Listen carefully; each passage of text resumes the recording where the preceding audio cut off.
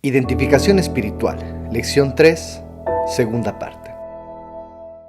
Bienvenidos a la segunda lección de este breve curso diseñado para ayudarle a determinar su identidad espiritual. En la primera lección vimos el desarrollo espiritual de la Iglesia Católica Romana, la Iglesia Luterana y la Iglesia Reformada, y le dijimos que nos identificamos con la teología de la Iglesia Luterana, porque hemos encontrado que su enseñanza es exactamente la misma de la Iglesia cristiana primitiva. En esta lección continuamos examinando las diferencias básicas entre los tres grupos principales.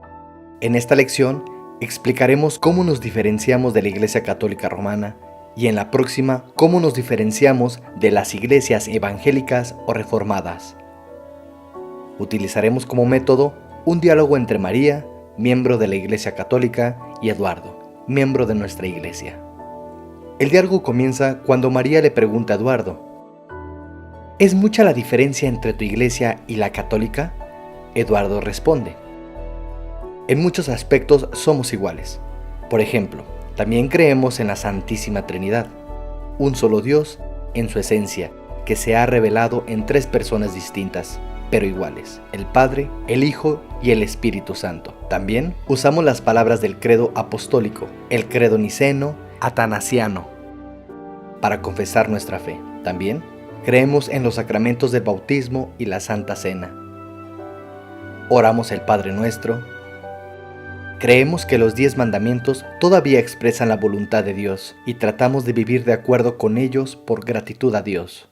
Pero sobre todo, creemos que Jesucristo es el verdadero Hijo de Dios, que fue enviado a este mundo por su Padre Celestial, concebido por el Espíritu Santo y nacido de la Virgen María, para que mediante su vida perfecta, que llevó a cabo como el sustituto de todos, pudiéramos ser considerados por Dios como personas que hemos obedecido siempre su santa ley, y para que mediante su muerte inocente pudiera perdonar los pecados del mundo. Contesta María: con tantas cosas en común y sobre todo, con la misma creencia de que la muerte de Cristo perdonó los pecados del mundo, ¿cuál es la diferencia entonces si es que la hay? Eduardo contesta: sí hay una diferencia, María, y es una diferencia fundamental. Es una diferencia que se puede ver al examinar la siguiente pregunta: ¿cómo recibimos la justicia de Dios y el perdón que Cristo ganó mediante la muerte inocente? ¿Cómo? Es la palabra clave. Aquí es donde tu iglesia y la mía tienen diferentes opiniones. La creencia central de la Iglesia Católica Romana es que el perdón no es gratis, sino que tiene que ser merecido. Dicho de otra manera, enseña que el perdón y la salvación requieren una cooperación entre Dios y el hombre. Es decir, Cristo hizo su parte cuando hizo disponible el perdón. El hombre, después, tiene que cooperar para merecer este perdón, por medio de su fe y sus buenas obras. Es decir, su propia obediencia a los mandamientos de Dios. Nosotros pensamos de otra manera. Creemos y enseñamos que Cristo no solamente hizo disponible el perdón, sino que Dios también nos da este perdón por medio de su gracia, o sea, como un favor no merecido. Y además de esto, por su gracia, también nos atribuye a la obediencia perfecta de Jesús a nosotros. En otras palabras, María, creemos y enseñamos que el perdón no lo tenemos que ganar, merecer o comprar. Más bien, lo recibimos plenamente como un regalo de Dios por medio de la fe. Por lo tanto, nuestro perdón no depende en absoluto de lo que hagamos para Dios. Depende por completo de lo que Dios, por medio de su Hijo Jesucristo, ha hecho y hace por nosotros. Para resumir, la Iglesia Católica Romana dice que el perdón tiene que ser merecido. Nosotros decimos que el perdón no es algo que merezcamos, sino que es nuestro por medio de la fe, como regalo gratuito de Dios. María contesta: ¿cuándo comenzó esta diferencia entre tu iglesia y la mía?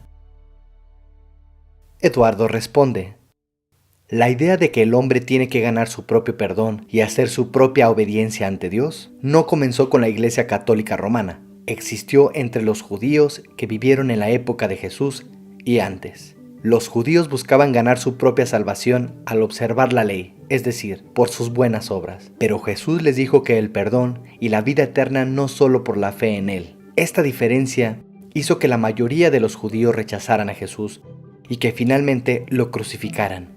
Poco después de la muerte, resurrección y ascensión de Cristo, este mismo conflicto apareció entre las primeras congregaciones cristianas y los judaizantes. Los apóstoles enseñaron a los primeros cristianos que el perdón de los pecados se recibía por la fe, como regalo gratuito e inmerecido, dado a ellos por medio de la gracia, y ellos creyeron. Más tarde, los judaizantes se infiltraron en estas congregaciones y enseñaron que el perdón de los pecados no era gratuito y que la simple fe en Cristo no era suficiente para la salvación. Enseñaron que la salvación venía a través de una combinación de la fe en Cristo y la observancia de la ley por medio de las buenas obras. María contesta: ahora veo claramente la diferencia entre tu iglesia y la mía con respecto al perdón. Pero, Eduardo, ¿por qué creen así? Eduardo contesta: la razón, María, está en los siguientes versículos. Efesios 2, 8 y 9 dice: pues es por la gracia que ustedes han sido salvos, mediante la fe, y esto no es de parte de ustedes, sino que es el regalo de Dios, no por obras, para que nadie pueda jactarse. Este versículo es muy claro, pero hay muchos más. Romanos 3:20 dice: nadie será declarado justo, o sea perdonado, a los ojos de Dios por guardar la ley. Es decir, nadie puede ganar el perdón mediante sus buenas obras. Un poquito más adelante, en el mismo pasaje leemos: todos han pecado y no alcanza la gloria de Dios, y son justificados gratuitamente por su gracia, mediante la redención que vino por medio de Cristo Jesús. Romanos 3:23 y 24. Ser justificado es ser declarado inocente de la culpabilidad y del castigo que nuestros pecados merecen. Este versículo nos dice que el perdón es algo que recibimos gratuitamente, por pura gracia de Dios. Este pasaje de Romanos concluye con el resumen que se encuentra en el versículo 28. El hombre es justificado, o sea perdonado, por la fe, aparte de la observancia de la ley. En el libro de Galatas leemos más al respecto. Nosotros, San Pablo hablando con San Pedro, sabemos que no se alcanza la justificación por la observancia de la ley, sino por la fe en Jesucristo. Así que nosotros también hemos puesto nuestra fe en Cristo Jesús, para ser justificados por la fe en Cristo y no por la observancia de la ley, porque por haber guardado la ley, nadie será justificado. Gálatas 2:15, 16. Y en el siguiente capítulo dice lo mismo: es evidente que nadie es justificado delante de Dios por la ley. ¿Por qué? El justo vivirá por la fe. Gálatas 3:11. Y como indiqué antes, hay muchos versículos más que dicen lo mismo.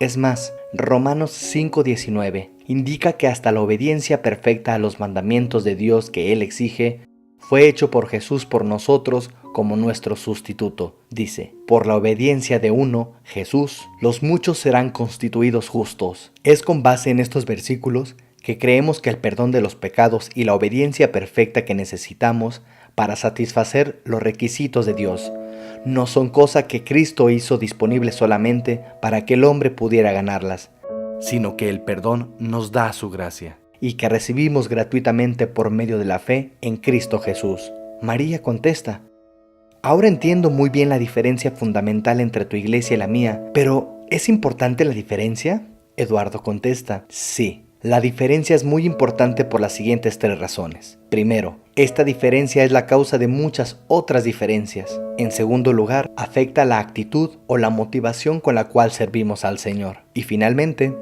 lo que es más importante, va directo al grano con respecto a si una persona se salvará o no. En la segunda parte de esta lección, examinaremos estos 3 puntos claves, pero primero hagamos un ejercicio de repaso y refuerzo.